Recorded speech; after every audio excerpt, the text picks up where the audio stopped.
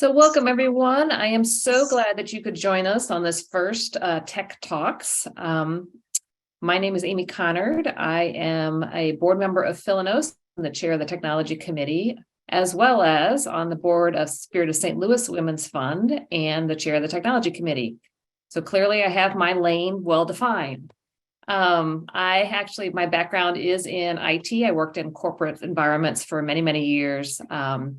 I recently was able to switch over to a nonprofit, and I work for the American Parkinson's Disease Association, helping with software and data needs.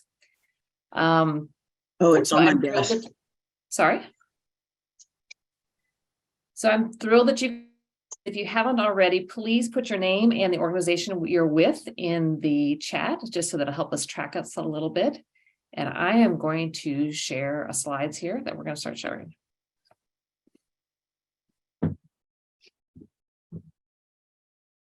All right.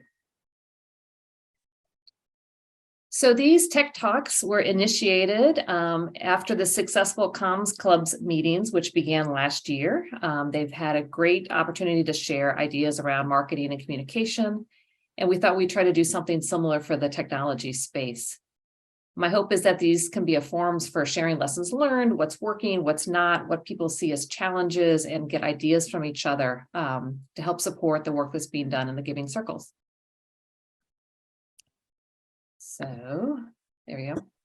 Just to set the stage a little, I understand that most of us are volunteers, and we're just trying to figure out how to efficiently and effectively use software and data to support the work that we're trying to do. The intention here is to keep this non-technical, so keep the jargon use down and keep it, very friendly to ask questions and to raise, issues and things like that. I do want to try to scope these so that we're focused around software and data. I put some examples in the middle of the slide here, just meaning that I'd rather us not try to dive into networking or Wi-Fi or hardware like laptops and phone systems and things like that, but really kind of focus around software. So kind of with that in mind, Nancy's going to send out a poll just to kind of get a little bit of background on you and what you're interested in, and the organization you're part of. So if you could answer that poll, that would be fantastic.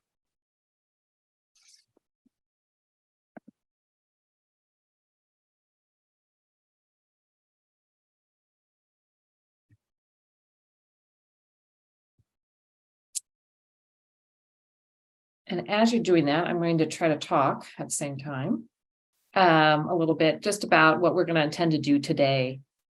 So I have a few slides here that really provide a framework and some foundation for making software decisions and how to have a successful implementation.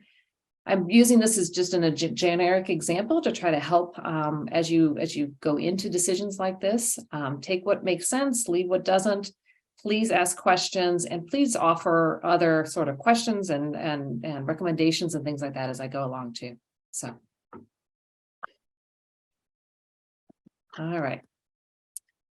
So this framework has basically 7 steps: preparing to make decisions about software, actually making the decisions, and what considerations you should include, and then how to be successful with that.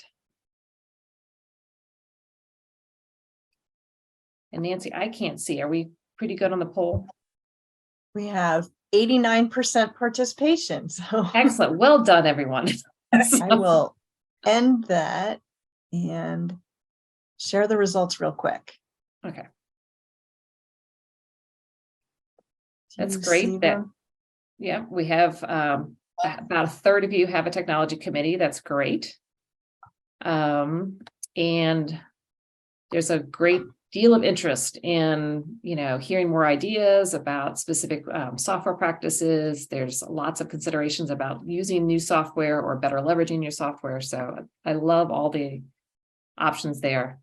And there's a good diversity then too on the different types of software of interest. So that's great. Okay, thank you.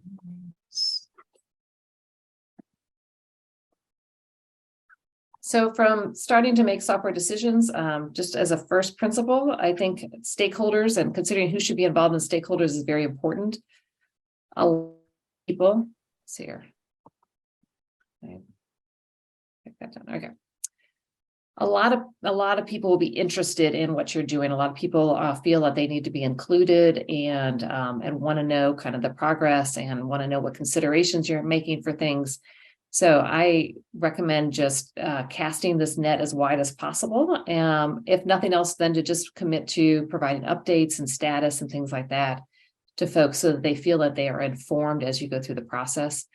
I have had situations before where at the time that we thought we had a decision made and we're ready to move forward, somebody voices a concern or raises an issue and kind of derails things at the last minute. So one of the things as you go through these processes and think about making decisions, just recommend that you consider who needs to be involved whenever possible.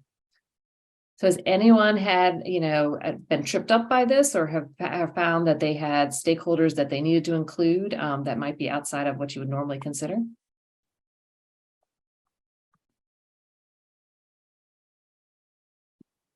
And you can either raise your hands or you can put something in the chat if that's easier. Hey, this is Sarah from Impact 100 Philadelphia. I can share a quick example. So it feels like a lifetime ago, and it was a good bit ago at this point, but about 2 years ago, one of my big first projects with Impact 100 Philadelphia was transitioning our website, which it looks like from the poll is a pretty common, pretty big hefty level of interest from the group here, which reminded me of this challenge we had. We were in a website that was very well designed. The organization's previous leadership had hired a firm to design it, build it, but maintaining it was really, really difficult. We really was not in a place where volunteers could go in and make really any level of changes. And my background's in web development, so I volunteered to make some minor changes. But then when I started digging into it, it was not something that was sustainable really long term.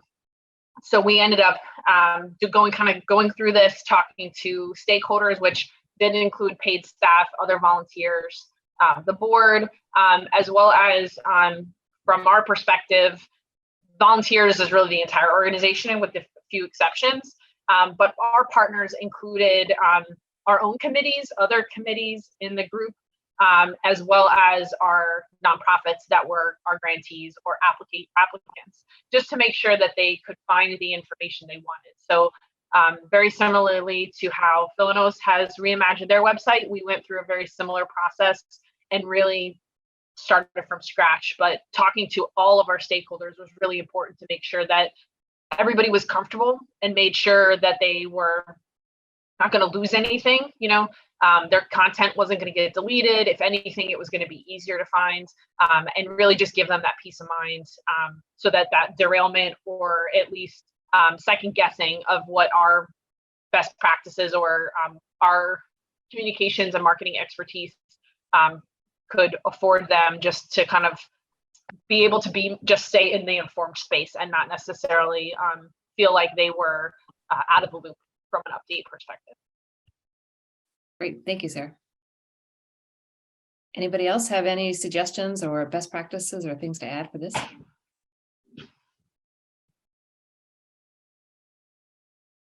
Okay. So I've got two slides here that are associated with this step. One is just the concept here, and the next one I've got as example. So I think it's really important to lay out what you want from whatever system or solution that you're looking at before you start looking at the solutions themselves, if possible, because it tends to get distracted by lots of features and functionality that a lot of these products have. But really trying to lay out, what do you need? What are the challenges you have today? What do you need it to do? What's the process going to look like then in the beginning? So I'm going to walk through an example in the next slide, but then really trying to also then prioritize them a little bit. Things that you absolutely must have versus the things that would be nice to have is a really good way to kind of break that down and consider as you look at different options.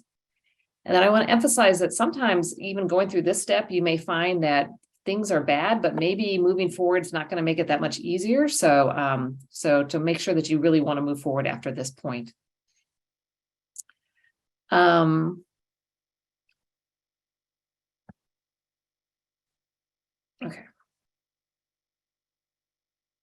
I was reading the question that Buffy added to the chat. So if you haven't done that, she's got a good suggestion there too, in terms of stakeholder conversation. So here's a very basic example of needs and priorities. So this came from an example out of St. Louis SOS organization there. We were looking about whether or not we wanted to continue to use constant contact, which is what we were doing for event registration and management, or integrate that into Wild Apricot, which we were using only for member management at the time. And so we walked through kind of what our requirements were for events and what we needed to have the system do, and then compared that functionality basically between the two systems. We really tried to scope it down and put definition around it. Neither could really do easy name tag creation, but that was a nice to have. So that was an example of things that was okay, that we didn't have that functionality, but it was really important for us to understand and kind of look and consider what each could do. So does that make sense? Anybody have questions at this point in terms of just looking at your needs and priorities and kind of understanding what scope of work that you want to, what kind of the scope of what you want the system to do?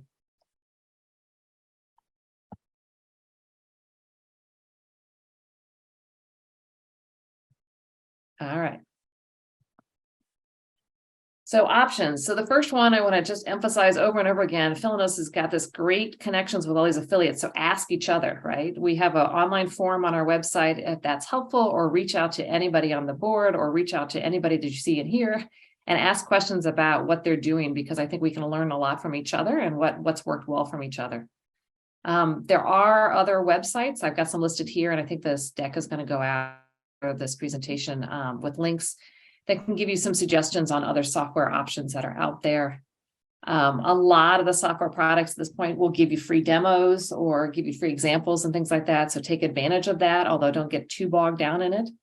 And then kind of compare each of the software options against that priority list that you already had, and then identify the best option. So I'm going to just show what this is. I like using Harvey balls, the little known fact that those little balls with those partially colored in things are called Harvey balls, based on a gentleman named Harvey that developed them. But it's easy then to visually tell, how well, the different products. So in this case, there's 4 different products being compared in this particular example, which was done for a nonprofit, and see how well they kind of meet up. And you're typically also going to see things like this, where the answer is none of them do everything that you want, right? And so then trying to figure out how you're going to work around that, or what you're going to do about those things as well, is also important to see. So any questions at this point? Anything that any examples of where you've been challenged in terms of trying to figure out what's the best software and whether or not it meets your needs?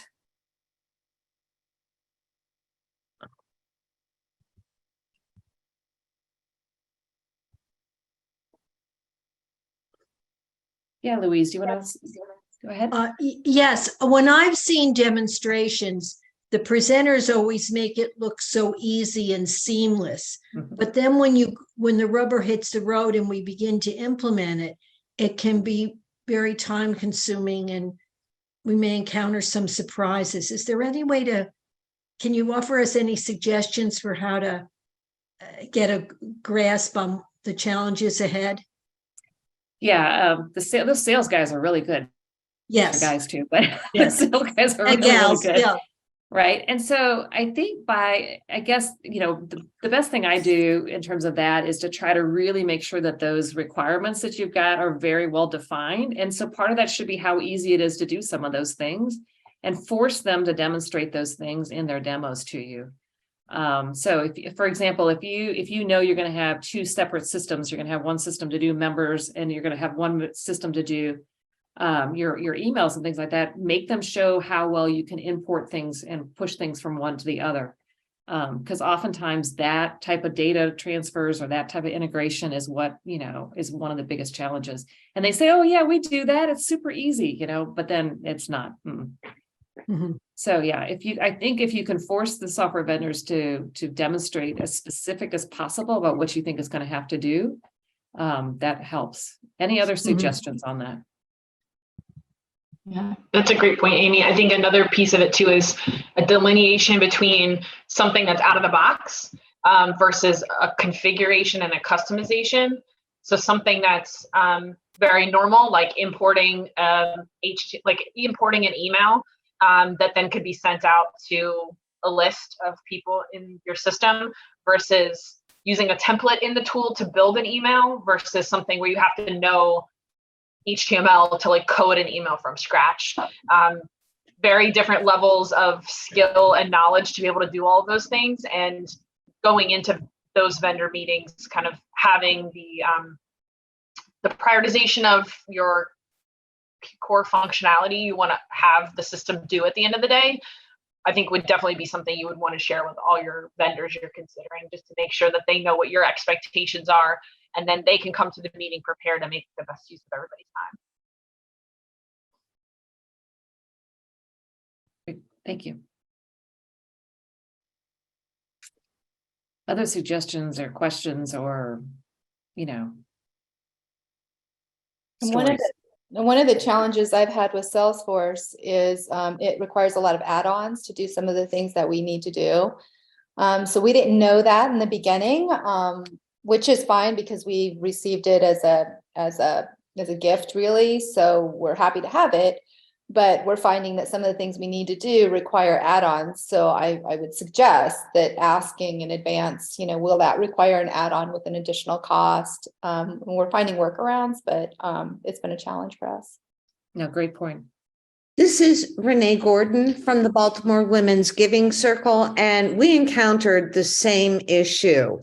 We were looking at a software program several years ago, and we were focused on member management and didn't really pay much attention to some of the other aspects of the software that we were going to need. And it did mean that we had to engage with the software provider to do some specific add-ons that also added to the cost overall. Yep, another good example. Louise, you have your hand up. Did you want to Oh, ask a no, I question? should take it lower hand. Thank you. Oh, that's okay. I just wanted to double check. Yeah. All right. So I think this kind of augments a little bit, Renee, about what you said. I think another consideration is a lot of these vendors will offer you a first year lower discounted rate, and then they increase the cost after that. So trying to make sure you ask them questions and probably get like a 3-year cost. And that can conclude too some of the supplemental modules, I think is very important. Always ask for a nonprofit discount if they haven't explicitly told you what it is already. TechSoup also provides discounts for nonprofits in terms of software licenses. So that's just another resource for you. And I think kind of the next parts in here is in terms of some of the other things to consider in terms of estimate. It's not just the license cost, but it's, you know, are you going to do the setup of the system? Are you going to migrate the data? Are you going to pay somebody else to do that work? What does that look like? How much effort it's going to take to set up any kind of reporting you have to do, any kind of training of the users and things like that. So consider not only sort of, you know, the initial dollar costs, but also whether or not there's any supplemental costs that are also monetary, or even what it's going to take in terms of your volunteers or staff members to kind of get through some of those things. So really consider finally the long-term effort to maintain systems. It's never as easy as just trying to get it in place and then let it go. It always is going to take some care and feeding as you go through. So, yeah. True. I think it's like the thing that came into the chat as well is if you need design support, particularly for a thing like a website, right? So, or even graphic support and graphic, you know, images and things like that if you need that. So. And so I think on the next slide, this was basically the same example that I used in the beginning, which was really to try to look at, you know, what we wanted to do in terms of moving and migrating over to leveraging Wild Apricot in this case to do the event management as well. So we're looking at what the costs were and come in terms of a couple of different options, because whether or not we decided to integrate with the payment provider, for example, was going to increase the costs a lot, but it was going to reduce our overall effort of trying to track and maintain who had paid. And then we looked at the effort to do it and really the value of what it was going to give us. And so this is kind of a high level, you know, example of kind of how we walk through that. So. Any thoughts here in terms of other, gotchas and things like that about estimates and what you found in terms of costs or efforts or things like that as you looked at making one of these decisions?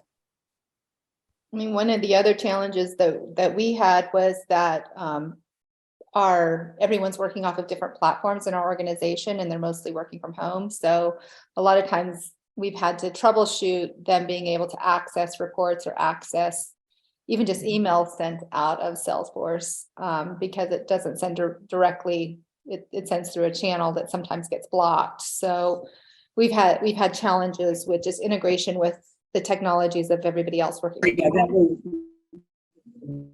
Yes. You checked all those invitations, right? These have all, All over here, because I'm gonna check these charts down to everyone. And I've seen that as well. We've had issues I've seen that just in terms of challenges, particularly from document sharing and some of the document softwares in terms of having people be able to access the right things and be able to leverage it with whatever hardware they have and things like that too. So I agree. That's also at times very painful. So.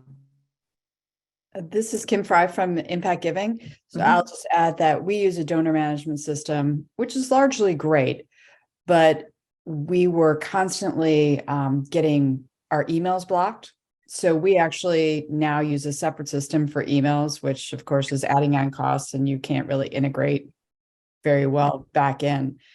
So if you are going to that, really talking about what processes they use for whitelisting or what their rate is for getting those emails through, because that's really frustrating.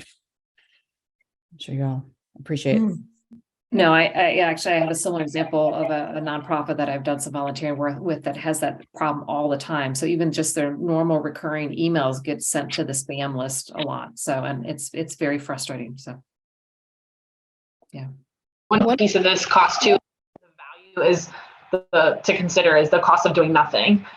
If you don't change and you continue down the any admin costs, volunteer time, while volunteers are not necessarily compensated for their time, but their time is still valuable. So understanding if nothing changes, what's the energy and effort and the potential value lost there versus the increased fixed cost that goes into this.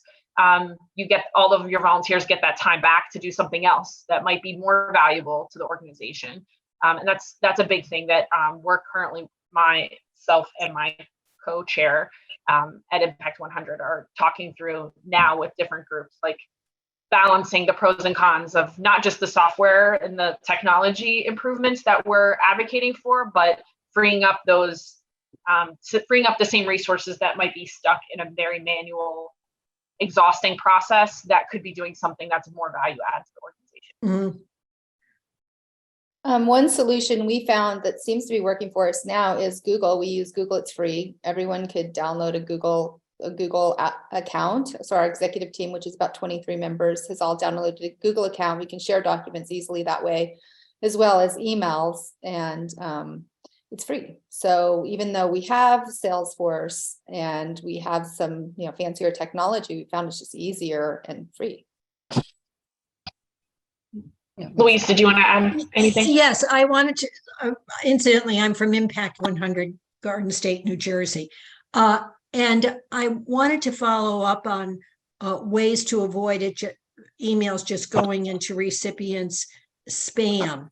Are there some best practices around that? I mean, or can a prospective client get snowed with something, that they might tell us? I can see that would be a very important factor to consider. So I have limited experience with this, so I'll start, but I would love it if other people could jump into this. There are some best practices that are on some websites that talk about the fact that there's certain content of the email that you should and shouldn't include that will help it get through or get blocked by the spam. It includes like making sure that you've got an address in there. It talks about what type of attachments to have or not have. It talks about sort of the ratio of text and images and things like that. So I can find one of those and send out an example of that after this meeting. Okay, But does yes. other people have had examples or experience with that? One of the things we were able to do that worked really well for us was we asked everyone to put in their contacts. So under any contact or personal contact or whatever your contacts are, the email that it's going to be sending from. And then it doesn't tend to get blocked because it's already in your email database. So in other words, like I might put our organization, Nevada Women's Philanthropy, as one of my contacts, and then I put that email that I'll be receiving from in my contacts, and we asked everyone on our team to do that, and then the blocking happened less. Okay, well, that's Right. helpful. I was thinking of it in terms of trying to reach out to nonprofits to introduce ourselves to impact. And so there, I have no idea what just dumped, but I think the guidance that you might have, Amy, would be a good start. Yeah, we could start that. I Maybe think you have Renee, something too.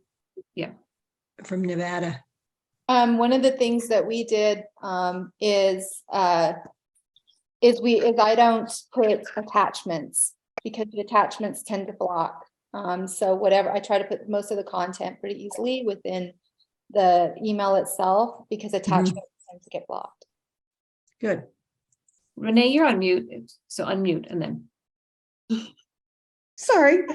What we found was that when a new member joins, we send out a letter that welcomes them to the circle and gives them information as to how they access the members only side of our website, but also asks them to please add us to their address and contact list so that the emails will get sent through. And that seems to work.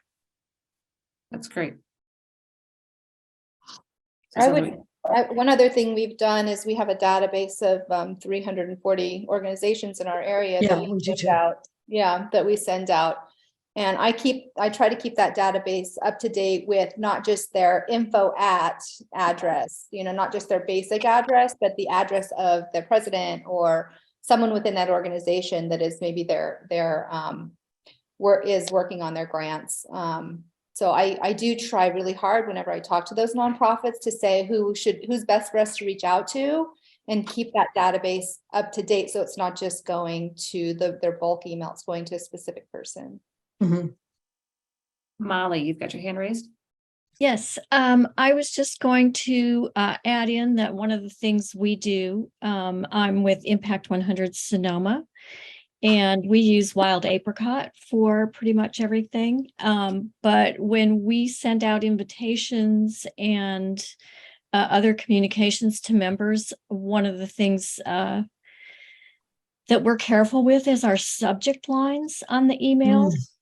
So we always, for invitations, I write most of the copy. So when we do an invitation, I also write the subject line that it will go out under. And I always, we've got a standard format now. So it says Impact 100 event, and then, annual meeting or whatever the event is.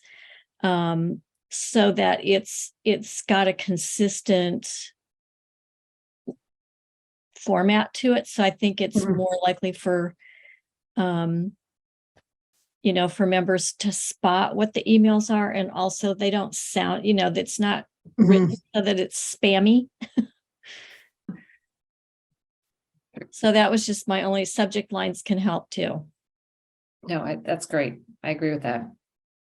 The other thing that occurred to me, I think, is that you have to watch your bounce rates. I think if you have a lot of emails that are bouncing back because they've got bad emails, if you eliminate those emails from your systems then I think it also helps to make sure that things get to where they need to go to. I think, because I think they monitor some of these systems, monitor how many bounces you've got coming back. So some of the systems will automatically, take those, stop sending emails to folks that have bounced too many times, but others don't. So.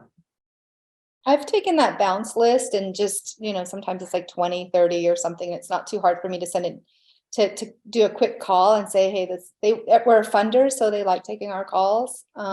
and saying, hey, your email bounced, is there a better email? And just keeping that data list scrubbed. And I've worked with other nonprofits that are funders in granting here in Las Vegas, and they'll share they've been sharing their database. So and I'm sharing mine. So we're trying to keep that data scrubbed. Good. Okay. So I'm going to go on just in terms of just a couple more steps here in terms of making the final decisions and then doing the implementation. And I think we've really talked about a lot of this in terms of just comparing benefits and cost savings against the new costs and savings, being really realistic about what your staff and your volunteers can do in terms of doing the support and looking at the long-term effort and then making a decision of whether to go forward. Because I think we've talked through most of that. In terms of planning this, so you made a great decision, you've decided to go forward, you're going to implement the software, just be real realistic about the timelines, because I think that it's often easy to overestimate how quickly things should be able to work, and they never do that. And really create the new processes. I also really want to emphasize this. It's really, all of our organizations will have turnover and we'll have people shifting into new roles and things like that. Having things that are documented that you can pass on to people about how to do things is critical. And then if you also consider, if you're launching something, do it in small ways to begin with. Can you do it in a pilot? Can you do it with a single kind of process? So how can you sort of limit and kind of test things out before you roll it out to the whole organization or across everything if possible? I think the next slide. Yeah, this is an example where we were moving kind of how we were doing a lot of our emails and our newsletters from one system into a different system. And so trying to do it with a first example and trying to set up the right templates and things like that, trying to really outline it. It wasn't a super detailed plan. It was just trying to get things done, and every 15 days or so, try to track where we were at. So just a thought about how to kind of lay those things out. So any questions about this? Thoughts? Lessons learned?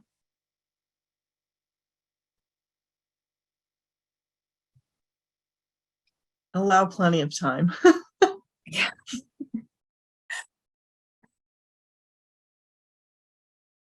And I think then really, the other gotcha that I have here on the implementation is just, making sure you do regular check-ins, right? Make sure you communicate with people with what's going on.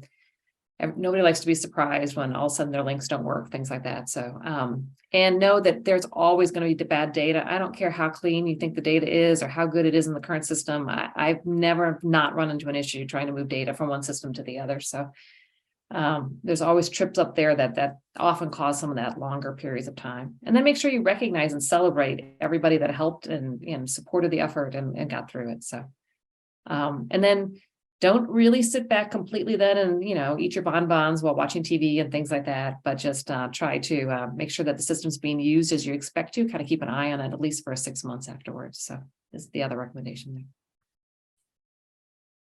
And that was it. Those were the slides I kind of wanted to walk through today just to kind of set some frameworks. And I hope that was useful to you. It was great hearing all of the suggestions and other items. I'm going to stop sharing slides so that we can kind of address other questions or thoughts people have, other topics that they want to discuss. I'll pull this up at the end, but just know that we're going to have some additional tech talks at the end coming up after this. So let me try to break back into the stop sharing so you can see each other. There we go. So we've got a question that came up about anybody integrating with bookkeeping and member management system and what system works best. I don't actually have that example of that because we operate underneath a St. Louis Community Foundation. And so they take care of our bookkeeping, and it is basically a nightmare. The fact that we don't manage, have an integration between our member management and our bookkeeping. So does anybody have success?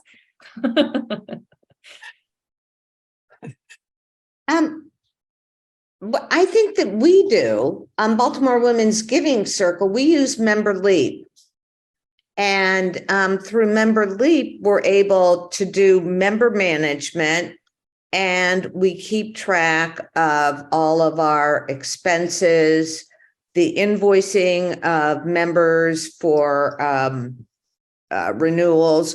The one thing that Member Leap doesn't capture, and we use a different system, is payments to grantees. when the grants are awarded. But otherwise, through Member Leap, we're able to keep track of all of our financial data as well as member management. That's great. Kim, you brought your hand raised. I did. So we utilize something called DonorView, which is our member management, and we can also invoice all of our members through that. It doesn't capture the expense side or the grant side, so it's partial. We have so many systems, it seems. Email, or no, we have a separate email. We have that. Yeah. So, but DonorView is great for managing and collecting information on all of our constituents. So that's great for me as I'm an administrator. So That's good. Other positive examples? Yeah, Maggie. Yes, I'm a member of Greenville Women Giving, and we're part of a community foundation and always have been. And at first we were trying to, they were helping us with the back office, and then we were trying to have our own system. And it just turned out that it was best to use their system. We have a big organization, it's 550 members, but we have what are called, I don't know if they're subcontracts or what, but we use the same vendors they use. Our systems are interlinked to the point that, they have access to our member database. We don't have access to theirs, but we can do invoicing. We can do all of those things, and we get a reduced rate in the software. It might not have been the software we would have picked, but we get such a much better price that it has turned out to work well for us. What is the name of that software? I knew you were going to ask that. I'm not sure what they're using right now. It's been several years since I was a chair there. It might be Blackbot, it might be something else, but they do offer a discount to the Giving Circle underneath the community foundations already under their contract. So we save money. And I would think big companies would do this. I have a question. If anyone that we're struggling with, we use a community foundation as well that does our billing and a lot of that back office stuff, but they haven't found a way to give us a direct link for payment via credit cards or ACH payments. So I don't know how their banking system works exactly, but apparently they're not able to create an extra portal for us in their bank. They support many organizations, not just ours.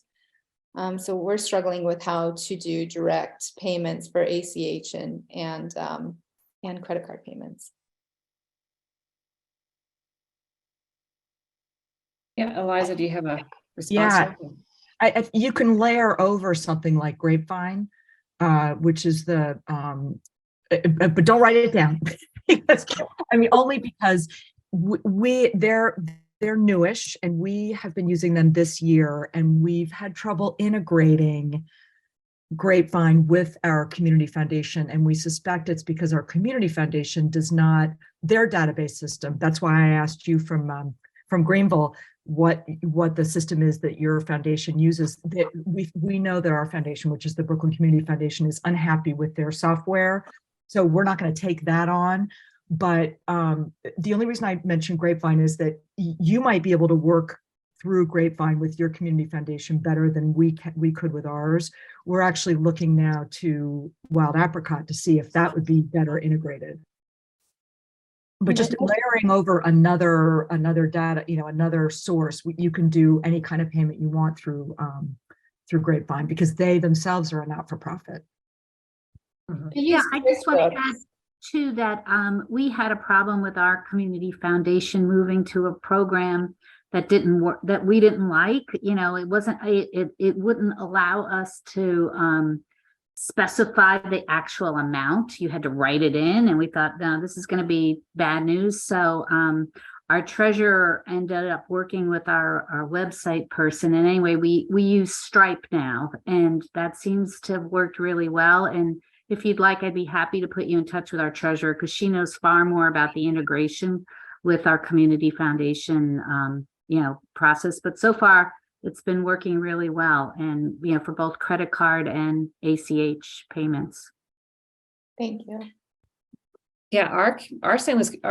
Louis Community Foundation actually set up a Stripe account, and then we can leverage that and integrate that within our other systems, which has been really helpful.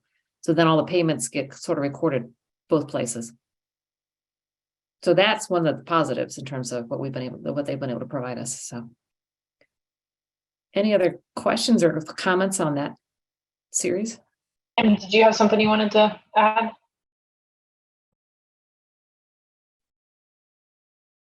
Okay.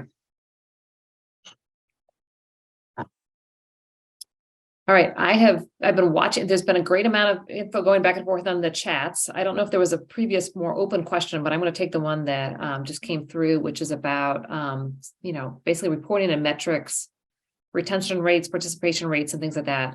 The example here was Membership Works. Does anybody else have great examples of other systems that do good reporting or tool sets being used?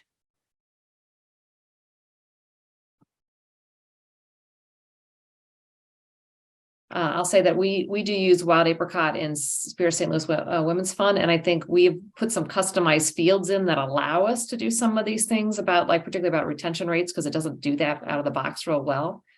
And some of this participation rates, I am completely and utterly spoiled. I completely recruited somebody that used to work for me to be on the technology committee at Spirit, and so she can also do these really cool stuff on the side for me. That does this. I know that's not a very good solution for everybody, though.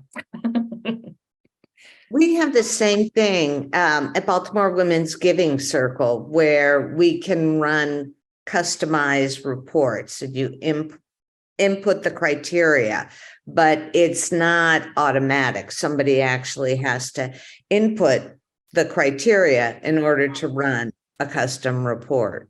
Mm-hmm. We use an Impact 100 Philadelphia. We use Donor Perfect and Constant Contact.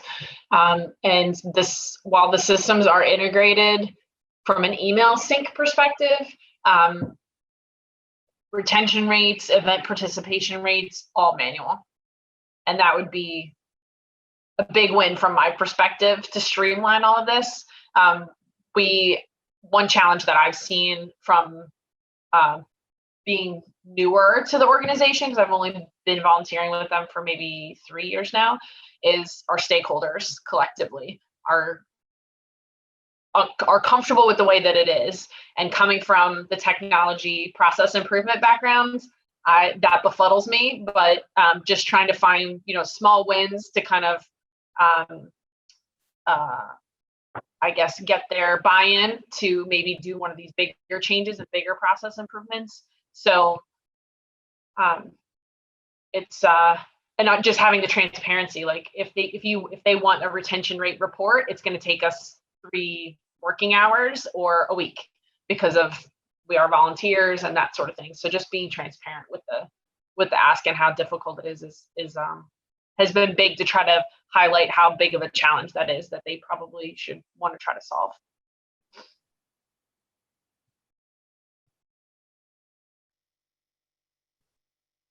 Any other thoughts about analytics and data? Otherwise, I'm also going to pick up the question that just came out about surveys.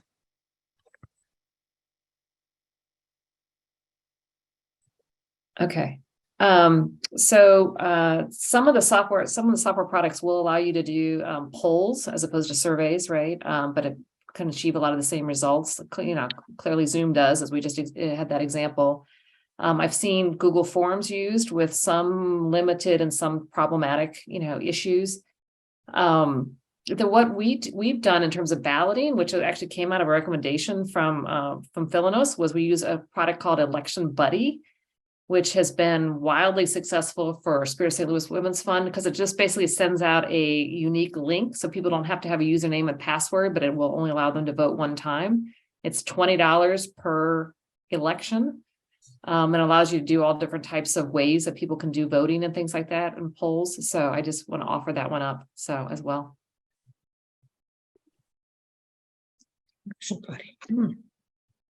Mhm. And I mean, I think it's probably true for most of us. We all have various different technology challenged people that are in our circles and things like that. And this one has worked fairly well. I have a few holdouts that I have to hold their hands, but for the most part, it's worked out really well. So. Can you say Claudia. the name of that one more time, please? Election Buddy. My comment is we've been using Election Buddy successfully for over 5 years, maybe 6.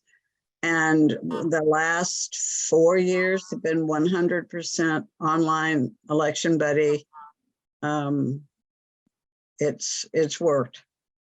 It's all, we do no manual voting, no paper at all. Mm-hmm. Is there a cost to that? It's $20 per election, as long as you kind of keep it sort of minimalistic functionality. So you can send out one reminder for those people that haven't voted. And there's some other limitations, but it was nothing that we had any issues with. So. And it can go out to, I think, as many as you want, but there may be a restriction there. So. We have 330 members. Mm-hmm. We've used SurveyMonkey in the past, and we'll just sign up for a month, but it's gone up to about $100. So I'm going to check out Election Buddy. That sounds good. Yep. This is great. I love these questions because I love the fact that we can, group source, answers. So I have a question. Who else has a question? I have a question. Sorry, Sure. you guys. What's the challenges you guys have had with Google surveys and Google voting? Google.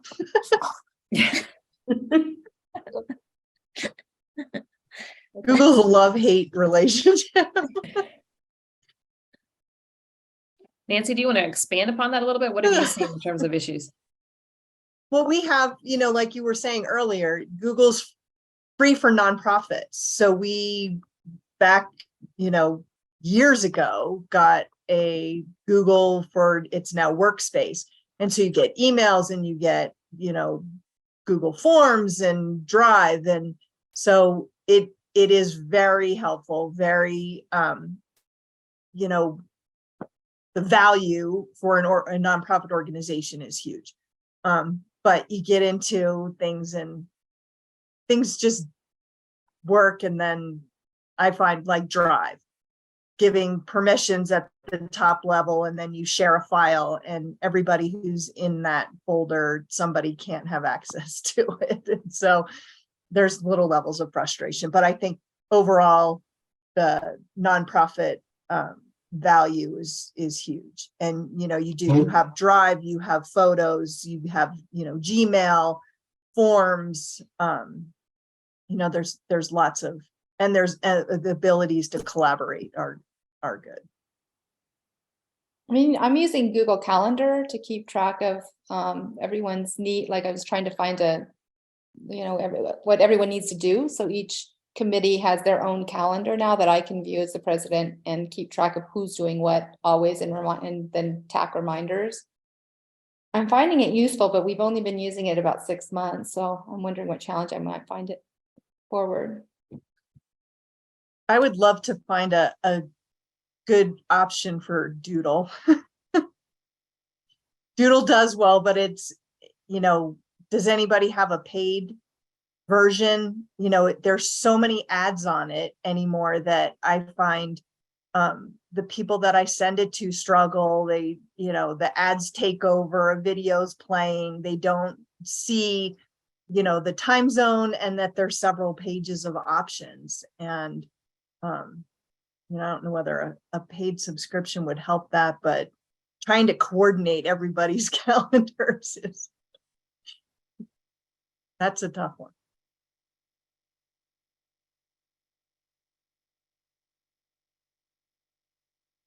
Anybody have a Doodle? That we also use it and struggle sometimes. It's better than the email with 14 options and everybody's Oh. responding back to all. Definitely. Only a little bit. I think Doodle list. It's definitely better than email for sure. Yes.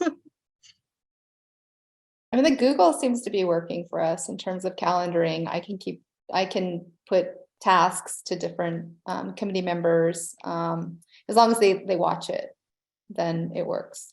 Okay, that's good. How do you balance with using Google like that? How do you balance?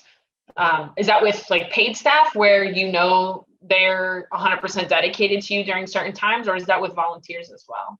It's only with volunteers. We have no paid staff. So what I'm finding is text messages work for me. So if I look and I've sent someone a task and they haven't seen it, I do send a quick like, hey, check your Google. We've got a task for you. Okay.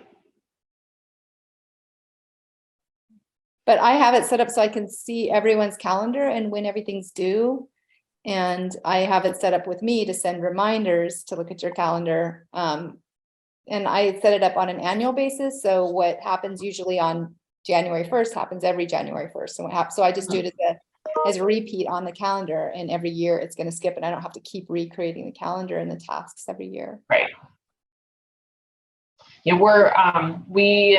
I myself am a volunteer. There's only perhaps two, three, maybe paid positions in our organization. But one challenge that I myself and a couple other folks that I've chatted with are having is just balancing the needs of the organization as a volunteer with my full-time job and mom, all of the other life responsibilities, and balancing, I did commit to volunteering and supporting this organization, but also can't necessarily be on a 90-minute call next week at a drop of a hat. So, I guess I'm glad to hear that works for your organization. I don't know that would work for me, but I'm glad it works for your volunteers. Yeah, usually what I do is I put it as a week, like this needs to be done by this date. It can be done anytime in this month.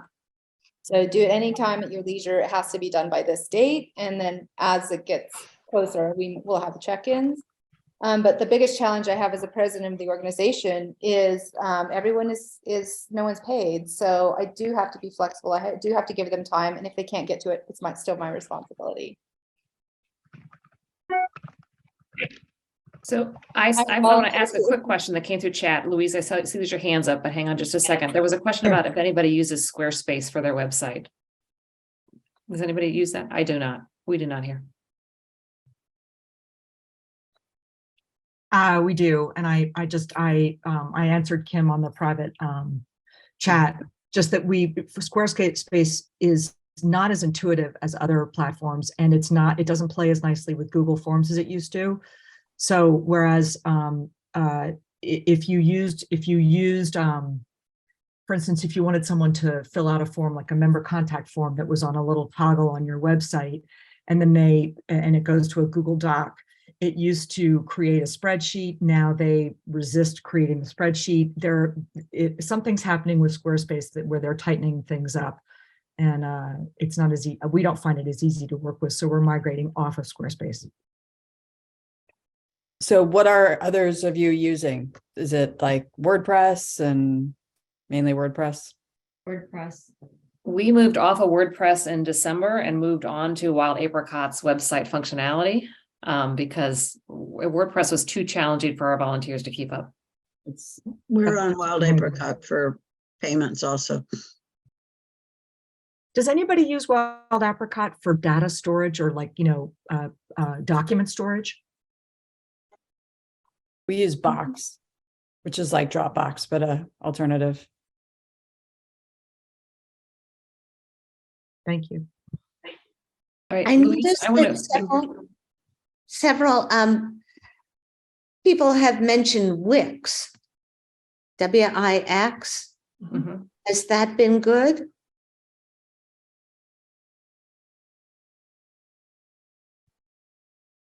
I think one of the things is to consider the whole picture. What are your goals? And so, when you look at Wix is just for your website, and Constant Contact is just for email. And then you have Wild Apricot or other membership management systems, which they do, the website, they do email and your membership management. And so, no, the website isn't Wix, or Weebly or one of those, because that's all they do. But in the long run, you have the ability to integrate your data. Your data is all in one place for emails. Your data is all in one place for your website and your event registration. And so that, I think, goes into your initial prioritization of the goals for what you want to do and what your volunteers are able to accomplish. How much work is it going to take to use Constant Contact or to use an external? And so I think that's, like I said, just part of the initial considerations of what are the goals? Because we started using Member Leap, but decided not to integrate our website initially, but to see how the Member Leap would work with our, just managing our members. And so our website is standalone and we need to do something with it. So, and one consideration is to migrate it over to Member Leap. But I just thought if people had experiences, good or bad, with other platforms. Right. So I unfortunately I'm going to have to wrap this up now because we're nearly at the hour. And so Louise, I'm sorry, but if you'll send me your email, I'd be happy to respond to you offline as well. I want to, this has been fantastic. This has been exactly what I was hoping for, which is that getting lots of engagement, getting lots of thoughts and sharing ideas and things like that. So if there's particular topics or particular questions that we should focus on for the next or future Tech Talks, please send that our way. And we can focus, either on like a certain space, whether it's websites or member management or something like that, or we can continue just having these open forums where we share ideas. Either way works well. But thank you all for joining us today. This was fantastic again, and I really appreciate it. Thank you. Thank you. Yes. Thank you. Yes. Thank you. Thank you so much, Amy. Right. Thank you. Thank you, everyone. Good day. Thank you. Thank you.